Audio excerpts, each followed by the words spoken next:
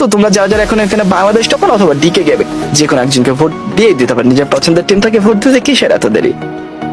Okay guys, অনেকেই যুক্ত রয়েছে আমাদের সঙ্গে। তবে দেখা যাক, যেহেতু অলরেডি আমাদের 8টি রাউন্ড হয়ে গেছে, এটা কিন্তু 9 নাম্বার রাউন্ড শুরু হয়ে গেল। সো 9 নাম্বার রাউন্ডটাতে কোন টিমটার কাছ থেকে ভালো একটা কামব্যাক দেখতে পাবো। সামনে প্লেয়ার হচ্ছে প্রান্ত, একদম ডাবল স্নাইপার নিয়ে থাকবে কিনা, একদম স্নাইপার। ইয়েস গাইস, একটা AWM এবং একটা M18 M519 রয়েছে তার কাছে। সো এবার একটা টিম, এবার একটা ফায়ার কম্বিনেশনটা যদি তারা দেখাতে পারে, ফায়ার কম্ব্যাটটা যদি দেখাতে পারে, তবে সুযোগ থাকবে আরো একটা রাউন্ড নিজেদের নামে করে নেওয়ার।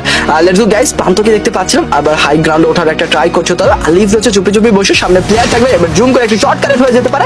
এবার সুযোগ রয়েছে রেড নাম্বার, এবার সুযোগটা ভালো কানেক্ট করেছিল, বাট নকডাউনটা বের করে ফেলতে হবে না। এবার অপর পাশে মাহফুজের রেড নাম্বারটা দেখতে পাবো, জুম করে রেড নাম্বারটা দেওয়া হচ্ছে, সাথে 05 কে টেক ডাউন, এবং 05 কে টোটালি করে ফেলা, এলিমিনেট। ফ্লাশটা হচ্ছে সামনে, মাহফুজের দিক থেকে কোনো প্রকার ড্যামেজ গুলো আসবে কিনা, মাহফুজ ভালো কানেক্ট করেছিল, বাট সেই জায়গা থেকে ডিকে গেমিং তারা কিন্তু আবার পুরো 4টি প্লেয়ার নিয়ে হোল্ড যুদ্ধের ময়দানে ফিরে এসেছে। এবার শর্টে ঢুকে পড়ে মাহফুজ, এবার কিন্তু পিছন থেকে রাকিবকে টেক ডাউন করে ফেলা হয়েছে। 05 এর এন্ড হবে, মাহফুজের ওপর করে ফেলা প্রেসার, মাহফুজ এবং নকডাউন হয়ে যেতে পারে। 05 নিজেই নকডাউন হয়ে গেছে, সুমেলের এন্ট্রি, প্রান্ত মাত্র সুমেল সার্চ কিন্তু পিছন থেকে রাকি আলিফকে টেক ডাউন করে ফেলেছে। অপর পাশ থেকে ও মাই গুডনেস, 1v1 একটা সিনারি ক্রিয়েট হয়ে যাবে। ফ্লাশের জাস্ট জাম্প শট দুর্দান্ত লেভেল ছিল, একদম ওয়ালের কাভারে এসে কাভার থেকে বের হয়ে জাম্প করে শটটা কানেক্ট করে ফেলেছে, এবং অপোজিট সাইডে থেকে বাংলাদেশ টপ ওয়ান পুরোপুরি হয়ে গেল eliminated. Yes guys, back to back round গুলো কালেক্ট করে ফেলছিল, সেই জায়গায় 6টি রাউন্ড অলরেডি কিন্তু নিয়ে নিয়েছে। আর ডিকে গেমিং অপোজিট সাইডে রাত ভাই ভাটি, তাদের কাছে কিন্তু 3টি রাউন্ড রয়েছে।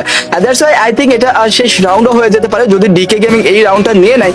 তবে এই ম্যাচটা কিন্তু ডিকে গেমিং এর কাছেই যাবে। তবে হ্যাঁ, রাত ভাই ভাটি ব্যাক টু ব্যাক 4টি রাউন্ড জিততে হবে, ব্যাক টু ব্যাক 4টি রাউন্ড জিততে হবে, তারপর তাদের কাছে সুযোগটা আসবে।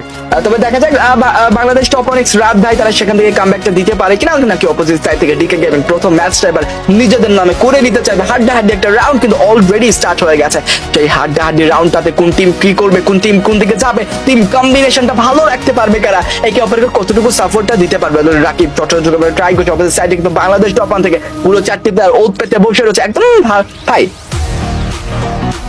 কোন স্ট্র্যাটেজিটা ফলো করতেছে বাংলাদেশ টপার? দেখো 2টি প্লেয়ার রয়েছে, আগে আলিফ রয়েছে পিছনের কাভারটা দেওয়ার জন্য, আলিফের দিক থেকে কাভারটা আসবে কিনা, ড্যামেজ গুলো প্রোভাইড করছে, খুব একটা ভালো কানেক্ট হয়নি, ব্যাক টু ব্যাক ড্যামেজ। এবার কিন্তু রাকিব ভার্সেস মাহফুজ থেকে টেক ডাউন করে ফেলা হচ্ছে, প্রান্ত পর প্রেসার, প্রান্ত এবার কিন্তু তাদেরকে বের করে ফেলবে দূর থেকে। এবার আলিফ ওয়াইডে আসবে ড্যামেজ, এবার কিন্তু করোনার একটি ইউজ করছে রাকিবের দিক থেকে, প্রান্তের উপর প্রেসার, প্রান্তের দিক থেকে ল্যাপটপ কোনোভাবে প্রান্তের বডিতে কানেক্ট করে গেলে নকডাউনটা হয়ে যেতে পারে। প্রান্তের নকডাউন, আলিফ নকডাউন শাটডাউন হয়ে গেছে বাংলাদেশ টপ ওয়ান এক্স রাত ভাই। এন্ড প্রথম ম্যাচ এবার কিন্তু ডিকে গেমিং তারা নিজেদের নামেই করে নিল। ইয়েস গাইস, ডিকে গেমিং সেই জায়গাতে বাংলাদেশের ম্যাচটা নিজেদের নামেই করে নিয়েছে। তবে হ্যাঁ, আরো কিন্তু 2টি ম্যাচ রয়েছে, একটি ম্যাচ দেখতে পাবো পুরগাটরি ম্যাপে, এবং পরবর্তী ম্যাচ কিন্তু দেখতে পাবো কালাহারি ম্যাপে। সো অবশ্যই সুযোগটা রয়েছে ব্যাক টু ব্যাক ম্যাচগুলো জিতে নেয়, সুযোগটা রয়েছে ব্যাক টু ব্যাক রাউন্ডগুলো নিজেদের নামে করে দিয়ে আরো বেশি এগিয়ে যাওয়ার। তবে হ্যাঁ গাইস, তোমরা যারা যারা আমাদের সাথে যুক্ত রয়েছে অবশ্যই কমেন্ট বক্সে নিজের পছন্দের টিমটার নামটা কমেন্ট করে ফেলতেই পারো। এবং হ্যাঁ,